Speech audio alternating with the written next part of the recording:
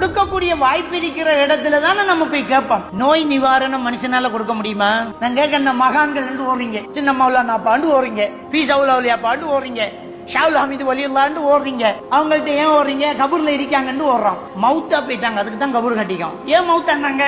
அவர வருத்தத்தை அவருக்கே குணப்படுத்த இயலாமத்தான் மவுத்தா இருக்காரு. அப்புறம் எப்படி நம்ம வருத்தத்தை அவர் லேசாக்கிற கொஞ்சம் சிந்திச்சு பார்க்க மாட்டோமா? மவுத்தானத்தாலதான் கபூர். உயிரோட இருக்கிறவன புதப்பமா? மவுத்தானத்தாலான கபூர். அவரையே அவர் காப்பாற்ற முடியல, ஒன்ன எப்படி காப்பாத்துவாரு? நம்ம எல்லாருக்கும் தெரிஞ்ச ஒரு ஹதீஸ். நாளை மஹ்ஷர் வழியிலே மக்கள் எல்லாம் எழும்பி கேள்வி கணக்கை ஆரம்பிக்க சொல்லி ஒவ்வொரு நபிமார்களாய் ஓடுவோம். அந்த நபிமார்கள் எல்லாம் யா நப்சி யா நப்சி என்பாங்க.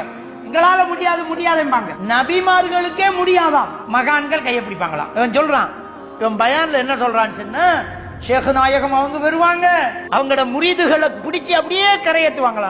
அவரு நிலைமையே அல்லாஹு அலம். நபிமார்களே யா நப்சி யா நப்சிங்கிறாங்க. அந்த மஹ்ஷர் வெளியில ஷேக் நாயகத்தை எங்க போய் பார்க்க